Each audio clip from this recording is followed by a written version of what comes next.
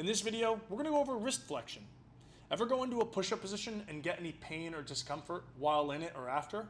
By the end of this video, I'm going to help you give a better understanding of why some folks have lost the ability to get into this position, as well as the protocol that's going to help you restore this and get back to the full range of motion that you used to have.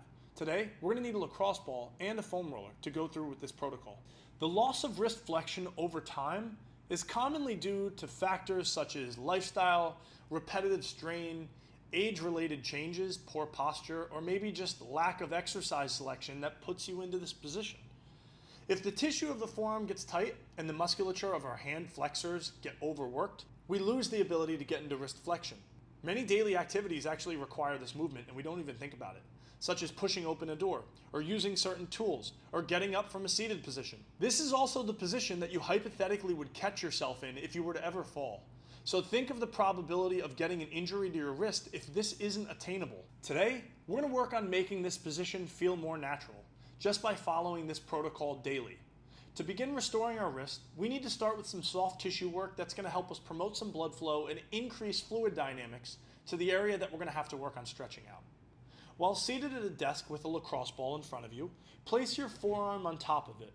Make sure the bottom of your forearm is at point of contact with the ball, using the other arm to maybe press down if you want to create a little bit more force. Spend 60 seconds massaging the tissue under your forearm, looking for sensitive, tender spots that need some love. You can also make small circles with your wrist when you find a spot that's painful, or just go into flexion and extension. Tight tissue is like a dried sponge. It's not very pliable and it can be easily strained or torn. Always gripping things and us always being in wrist extension creates an imbalance of tissue, and the muscles in charge of opening our hand and pulling our wrist back toward us get really weak. By using the lacrosse ball, we can help make the tissue healthier and improve the fluid that's supposed to be getting to the area and hydrating it, making us more effective at stretching and activating the antagonist muscle groups while we're in workouts.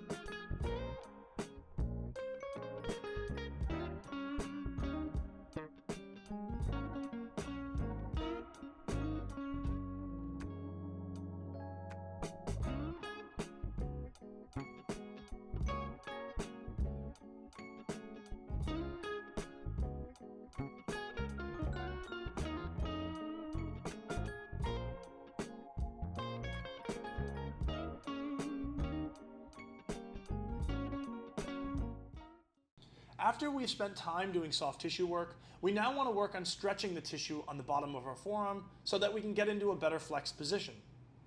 Let's start in a tabletop position with your shoulders in external rotation and your hands pointed forward.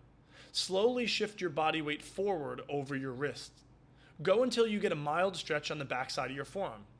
It's key to keep your elbows locked out and to continually thinking of getting your center of gravity over your wrist as much as you can do. If this position is too painful to be in, make it less drastic by elevating your palm slightly. Hold this position for 30 seconds. You can also flip your wrist around the other way and lean back to hit a little bit different area of your forearm throughout this stretch. Now that some tissue has been hydrated and stretched, we now want to work on strengthening some of the musculature in charge of wrist flexion and opening our hands. While seated at the end of a table, have your forearm rest so that your hand is the only part of your arm that is off the table. While holding a very light weight, such as a dumbbell or a kettlebell, practice letting your wrist fall with gravity into extension toward the ground, and then use your flexors to raise the weight vertically all the way up. Make sure that the only movement happening is from your forearm without any compensation anywhere else. Perform a set of 15 reps with a 2-second hold at the top. By strengthening our wrist flexors, we help improve wrist stability, grip strength, and also aid in preventing injuries related to repetitive strain and overuse.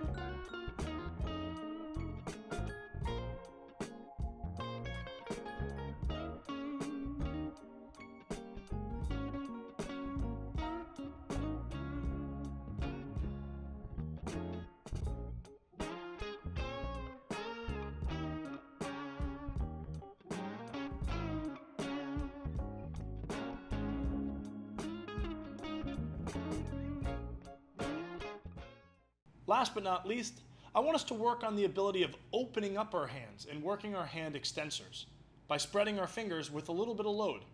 As we get older, it becomes ever more challenging to open up our hands and maintain that range of motion because everything we do is with closed hands these days. To perform this part of the protocol, we're going to need a hand extensor tool. But if you don't have it, that's okay. Just follow along, but just continuously open and close your hand as quickly as you can throughout the time duration. If we do have hand extensor tools, we can do this at the same time with both hands or one at a time. Start by placing your fingers inside the extensor tool and sliding them right below your cuticle. Then, with a neutral wrist position, open your hand as much as you possibly can. When you get to the end range position, go into wrist flexion and extension, maintaining the fingers extended the entire time. Continue this process for 30 seconds each side. It's going to isometrically strengthen your hands and help your ability to get into better wrist positions over time. Make sure to go through the full range in flexion and extension. Our wrists are an incredibly vulnerable joint, and we live in a day and age where we are lopsided with closing our hands versus when we try to open them. Over time, if we focus on lengthening the tight tissue of our forearm and strengthening the muscles on the back side of our forearm and hand, we can improve our ability to get into wrist flexion, which is going to lower our risk of injury from things like falls, or just improve our ability to do things like yoga or push-ups, or just get into positions that we should be able to get into. But Father Time and imbalances has slowly made it harder for us.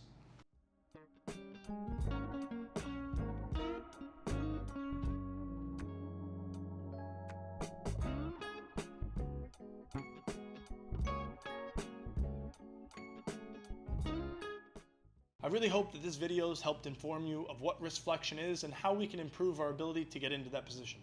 Continue to work on these things daily and keep that hand extensor tool and myofascial release ball at your desk and use it thoroughly throughout the day. I hope this helps. Have a great day, and I look forward to your progress very soon. Take care.